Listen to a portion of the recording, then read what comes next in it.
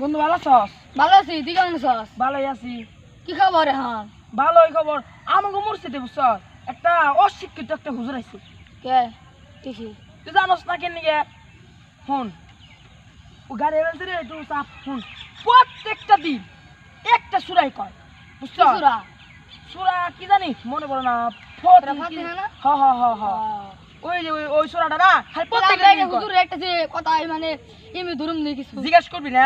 হুজুর ভালো অশিক্ষিত তাও না টেস্ট করে দেখুন টেস্ট করে দিমুনি। না না না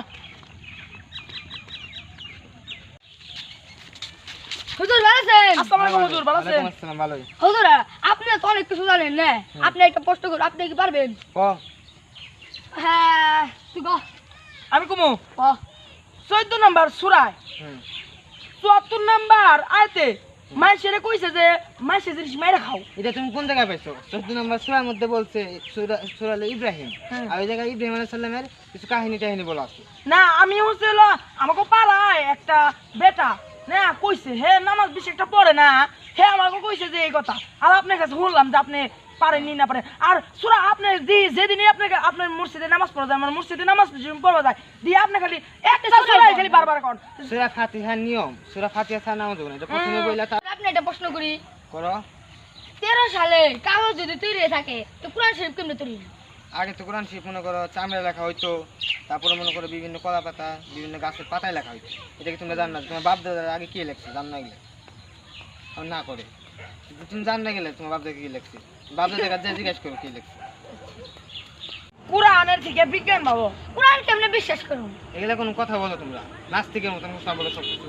কোরআন কিভাবে বিশ্বাস করবা? তোমরা জানো পৃথিবী কিভাবে তৈরি হয়েছে? বিজ্ঞানী কি বলছে? পৃথিবী কিভাবে তৈরি হয়েছে না বিগ ব্যাং ব্লাস্টের মাধ্যমে। জানো এই জিনিস কোরআনে অনেক আগে থেকে দেওয়া। কিন্তু কোরআন কি না জানে? দেখছো বিজ্ঞানীরা এত কষ্ট করে বাই করছে, সেই জিনিস কোরআন আগে থেকে দেওয়া। কোরআন কি না জানে? কোরআন সব জানে, বুঝতে পারছো? কোরআন মিথ্যা বলে কোন লাভ না নেই। কোরআন পড়লে কি লাভ আছে? কোরআন পড়লে মনে করো প্রতিটি হরফ একটা একটা অক্ষর পড়ার জন্য সরিয়ে সরিয়ে একটা একটা অক্ষর পড়ো। কোরআনে যেমন এক একটা অক্ষর আছে, এক একটা অক্ষরে অক্ষরে 10টা করে নিবে। বাবা এটাকে আমরা না আমার 5 ওয়াক্ত নামাজ পড়ি না যারা আমরা যে জানতাম। কালকা থেকে হুজুর কালকা থেকে আমরা আমরা 5 ওয়াক্ত নামাজ পড়ি। আমি আইডি প্রাইভেট পড়াই, তুমি আমার কাছে আসতে পারো। কয় টাকা করে হুজুর? আমরা এখন বর্তমান 300 করে পড়াই, ওকে হুজুর। বুঝতে পারছো? এটা আপনি আপনি আপনি পড়ান না? হ্যাঁ আমি বলি। তে- আইসা বলো। আচ্ছা আচ্ছা আচ্ছা আর এখন নামাজ পড়ো মাঝে। আচ্ছা আচ্ছা চলুন চলুন চলুন।